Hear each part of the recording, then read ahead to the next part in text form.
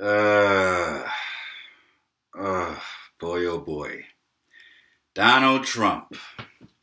Donald Trump. Who knew he had it in him? I cannot believe. Now as the summer draws to a close, I am still in a position where I have to devote any of these videos, any of my commentary, to anything even remotely pertaining to Donald Trump. But hey, I figured I would swallow my general distaste for the man and just about everything that he represents in order to comment on this particular issue because there's a larger insight behind it. Of course, the other day, Donald Trump gave an interview to a conservative radio talk show host by the name of Hugh Hewitt, in which the host, Mr. Hewitt, asked him some questions about, as I remember, the head of Iran's Revolutionary Guard. And he was trying to ask him a number of questions to reveal the level of expertise that Donald Trump has in the field of foreign policy. Of course, what do you think? Donald Trump was mostly clueless about the questions that Hugh Hewitt was asking him. So what do you think happened? Of course, Donald Trump, a day later, Friday, September 4th, began to lambaste Hugh Hewitt for even asking him those questions in the first place, deriding it as gotcha questioning. Of course, he's derided Mr. Hewitt himself. Because that's what Donald Trump does to anyone who criticizes him in any way or who questions his expertise or his fitness for the presidency or who, displeases him in any kind of way. Obviously, his response is always to rake that person over the coals.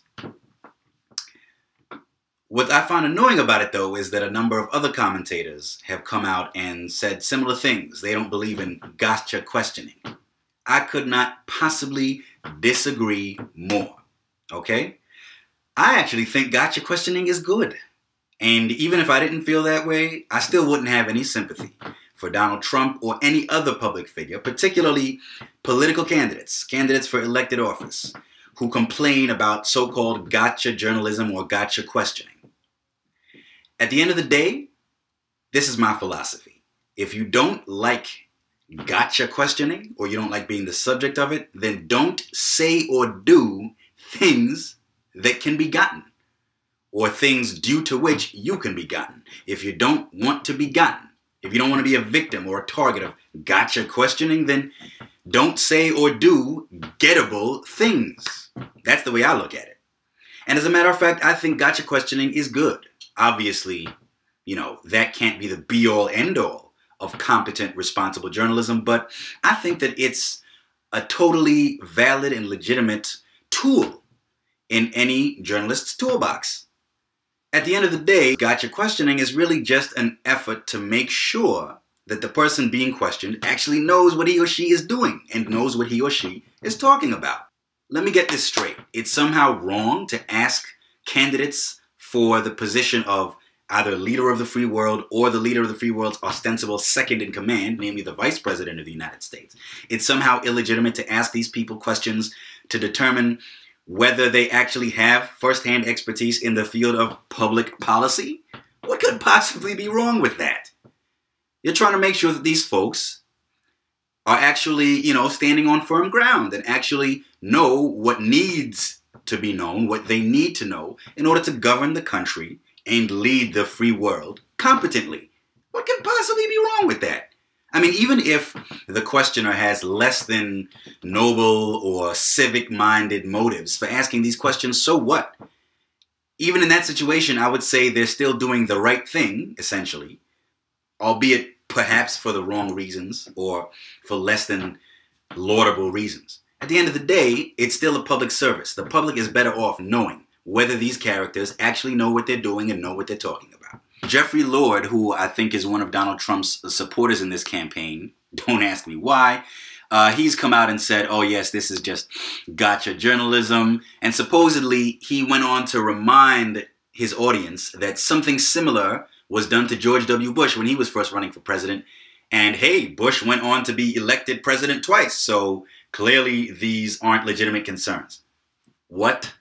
First of all, Obviously, there was a lot of controversy surrounding the question of whether Bush really was elected president fair and square in the first place in the year 2000. But even if you put that on the back burner, look at how Bush governed, particularly in the field of foreign policy. Obviously, he was the president behind the invasion of Iraq, the greatest and most colossal blunder in U.S. foreign policy in years, if not decades. Certainly the biggest blunder in U.S. foreign policy since the turn of the century. So, I don't think the question is simply whether the candidate who's being questioned is, electable. The question is, will this person do a good job of governing the country and, again, leading the free world? Now, supposedly, in the interview itself, Donald Trump's response was, don't worry, I'm going to surround myself with people who know all about this stuff before I actually enter the White House. If I remember correctly, I'm actually looking at a transcript of the interview here. He says, I will hopefully find General Douglas MacArthur in the pack. What kind of nonsense is that? So a president doesn't need to know anything about these issues himself?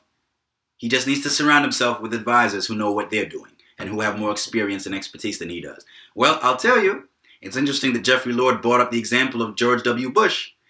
I remember that during the 2000 presidential election campaign, when a lot of people were questioning George W. Bush's lack of expertise and knowledgeability when it came to foreign policy in particular, a lot of folks defended him by saying, don't worry, at the end of the day, once he becomes president, if he becomes president, he'll surround himself with people from his father's administration who have plenty of experience, who know what they're doing, and they'll be able to advise him. Well, guess what? Bush did exactly that. Donald Rumsfeld, Dick Cheney, Condoleezza Rice. He surrounded himself with all of these veterans from his father's administration, people who were involved in the first Gulf War. Did that do him any good? Did they help him to avoid the fiasco that the Iraq War turned out to be? No. If anything, they made it happen. Even though Dick Cheney had actually told in an interview of his own back in, I think, 1994, he had actually publicly stated that it was the right thing for the first President Bush not to go all the way to Baghdad during the Gulf War and overthrow Saddam right then and there, even though he actually had the right idea at that time and gave a number of perfectly sound reasons for not overthrowing Saddam's regime in 1991. By 2003, he was quarterbacking the effort to invade Iraq and topple Saddam. And look at how things have turned out. Look at the results that produced. So don't tell me that it's enough that Donald Trump will supposedly find himself a Douglas MacArthur-like figure who will show him the ropes once he becomes president. That's not even a really reassuring historical example anyway, because Douglas MacArthur wasn't perfect either. This is the man whom Harry Truman had to remove from command in the Korean War after MacArthur insanely threatened to drop between 30 and 50 atomic bombs on China in order to get China to withdraw from the Korean Peninsula. So let's not pretend that Douglas MacArthur had a completely unblemished military record either. So spare me the butthurt, Donald Trump. Spare all of us the complaining about gotcha journalism. A few months ago, I actually got into it on Twitter with Chris Cuomo. Chris Cuomo is a reporter, and he actually stated last spring that the First Amendment right to free speech does not cover hate speech. Now that's completely false. As a matter of legal doctrine, it's 100% wrong. And I wasn't even the first person to jump on that and point out Chris Cuomo's mistake to him. Chris Cuomo actually went to law school like me, so he has even less of an excuse than your average journalist or public figure would have for getting a basic question of legal doctrine wrong like that. So I jumped on the bandwagon of condemnation and criticism, saying, oh yes, how embarrassing that Chris Cuomo, an actual law school graduate, got a basic question of legal doctrine so horribly wrong. That's right. Now, he actually got back to me a week or two after my original tweet and said, yes, you need to look at the whole story instead of just looking, playing the game of gotcha politics. And I said, spare me, Chris. Spare me the whining. Spare me the complaining. Okay? If you don't want to be gotten, then don't say or do gettable things. Do your homework first and make sure you know what you're talking about. Make sure that you get the facts straight and get it right the first time. Then, no one will be able to get you, no matter how much they play the game of gotcha politics or gotcha journalism. That is the right way to deal with gotcha questions. Make sure you can't get gotten.